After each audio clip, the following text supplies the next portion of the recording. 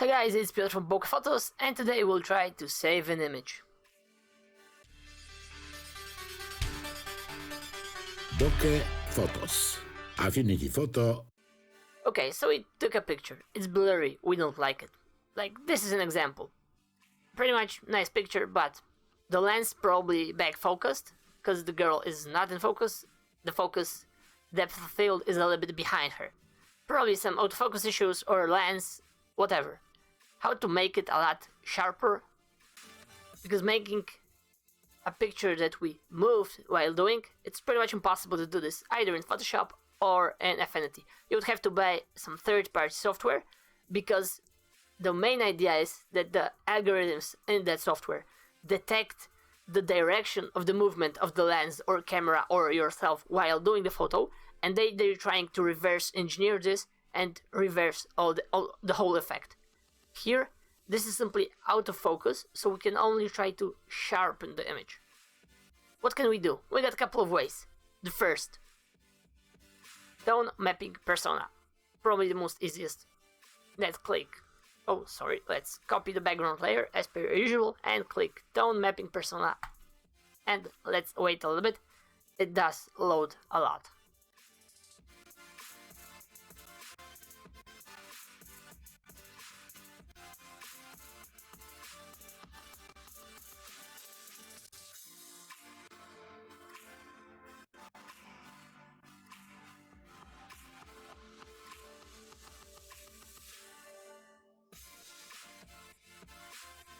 Well, it does take a minute. It is heavy calculation being done on the CPU. And there we have it. We have a detailed. Let's click the detailed presets, and well, it does show a lot more detail, but the colors are way off. So let's use the total compression and go all the way back. Now this gives us a lot more detail, to be honest. But I will discuss this later. The most important thing is detail refinement. This is pretty much the same way where you are developing photography. You have the same sliders. Now, is it a lot sharper? Yes. Is the girl a lot sharper? Yes, but the background, my god, this is sharp as hell. Like, if I would whine about anything, like this weed here, and this, it's so much sharper than her. We should pretty much fix this in post-production, but we are not fixing all that to make it perfect. We are just trying to explore the ways that we can save photography. And for example, tell me in the comment section, is this sharp enough for you? The only thing changed here is a little bit of local contrast is being added in the tone mapping persona in Affinity, and the detail refinement tab with the sliders. This is pretty much on 0, and this is also, and we got 30% and 50 here. And let me add 100 here. There is a subtle difference, and here is the amount. So as you can see, this is 0. It does feel a little bit blurry, and now a lot sharper. But let's not overdo it, because it will simply look fake. And the default by Affinity, meaning 50 and 30, maybe 38. I do tend to oversharp things, my bad, but is this okay for you? Well, I would say it looks a lot better than before. Let's click apply, and let's compare.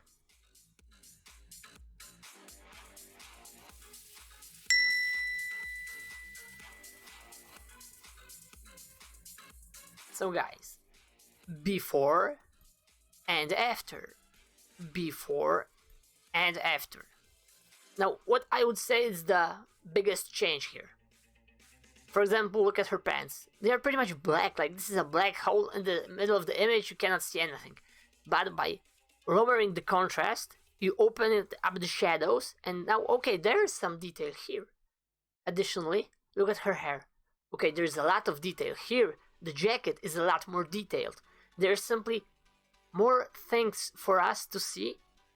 This is probably why we actually feel that it's a lot sharper, because there's a lot more edges, there's a lot more things. And look at the background.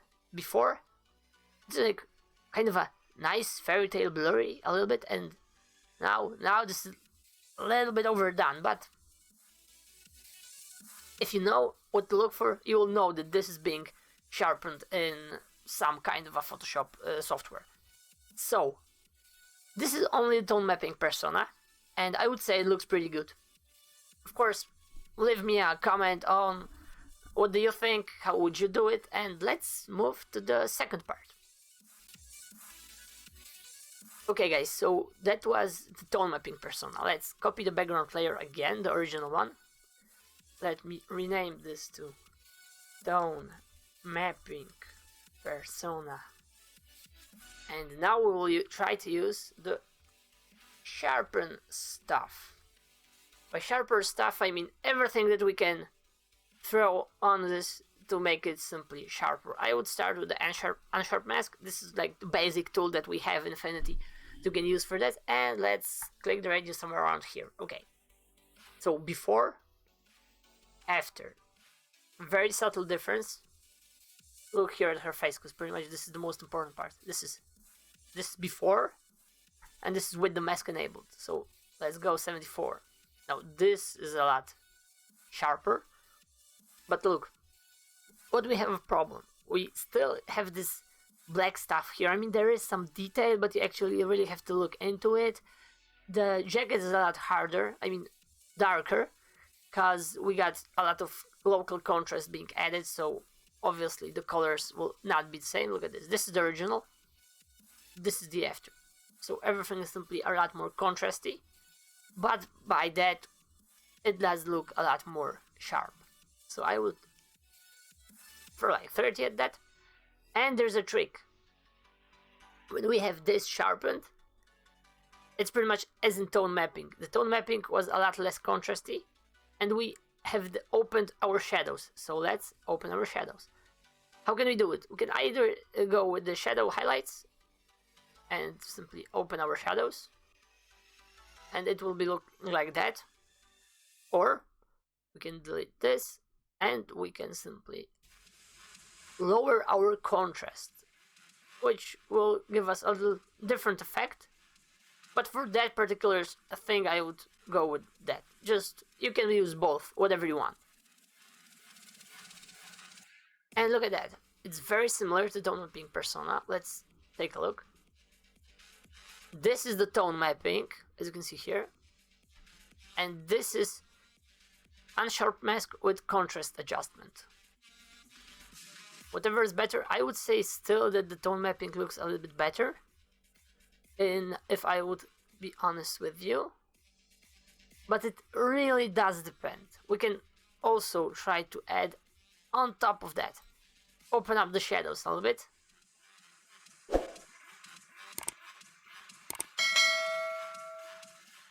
Okay, too much. Because the color are changing, I don't want to overdo that, because this is 0. Let's add a little bit. Like, those pants aren't black anymore, they are green right now. And this is the tone mapping persona. And this is our sharpening thing with the contrast and opening out the shadows. So this looks a lot better, in my opinion. You can of course try to add colors, contrast using the HSL adjustment layer. Like pick yellow, click on her face, and add a little bit of saturation, and for example luminance. Okay, luminance is bad because we will add this everywhere because there is orange all over the place.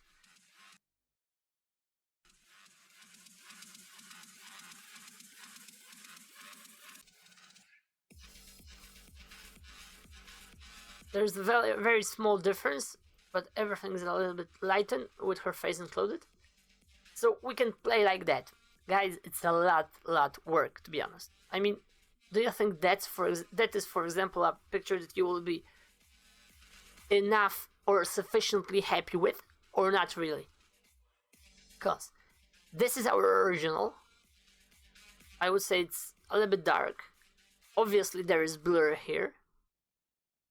This is our version for the tone mapping persona. It looks pretty much awesome, I would say, given how fast and easy it was to actually achieve that. Only couple of sliders. And this is our manual adjustments with some contrast, stuff, shadows, and fiddling around with different things. We can of course remove all those adjustments one by one and leave only the thing that we are happy with. Although there is pretty much everything that adds contrast we can use to make our image sharp, like for example clarity. And just place the filter correctly. Yes, and 100% clarity. We can add Unsharp mask on top of it, and suddenly the difference, well, pretty much tone mapping persona is simply opening up the shadows a lot more, and this is our clarity and Unsharp mask. So there's that. What else we can do? We can add high pass filter. The bigger the radius, the sharper the image. Let's go with the overlay. Look now this is totally overdone.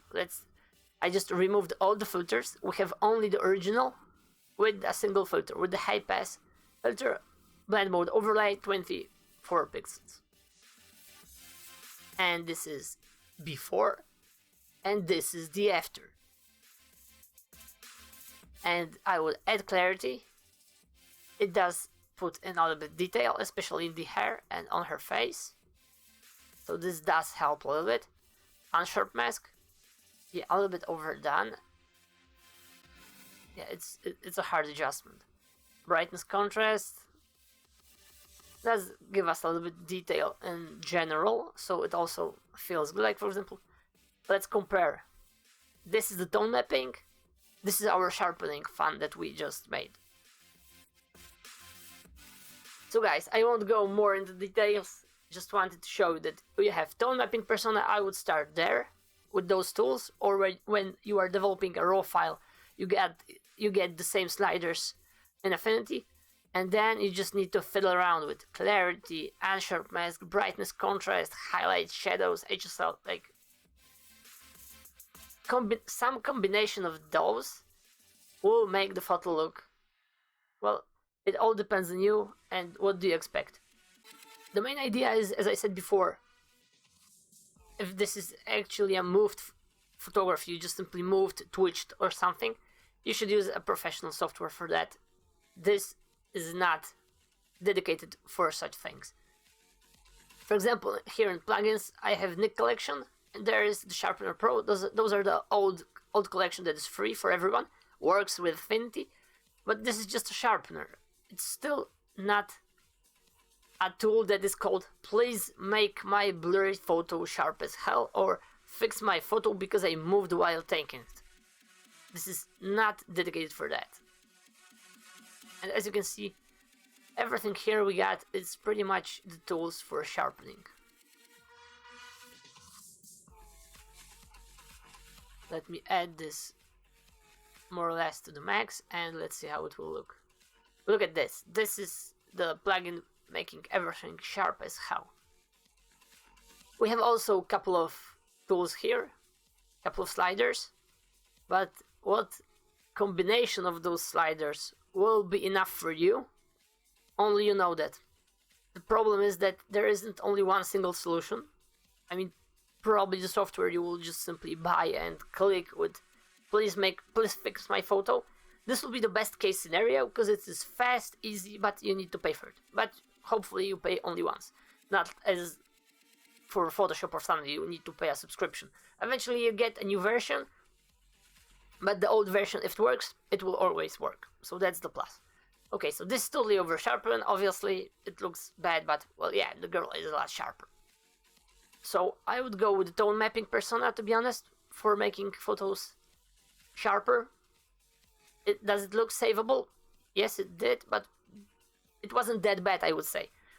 A very, very blurry photo, you probably won't be able to sharp. It's a lot easier just to simply go and take the photo again. I know that this sounds kind of a joke, but to be honest, this is the case. You can spend hours tweaking a couple of sliders and you still will not be happy with the final result. Or you can just simply go and take another photo.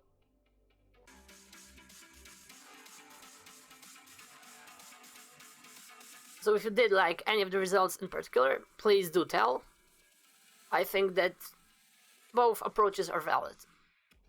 Let's just go through it one last time. This is the original, this is the tone mapping,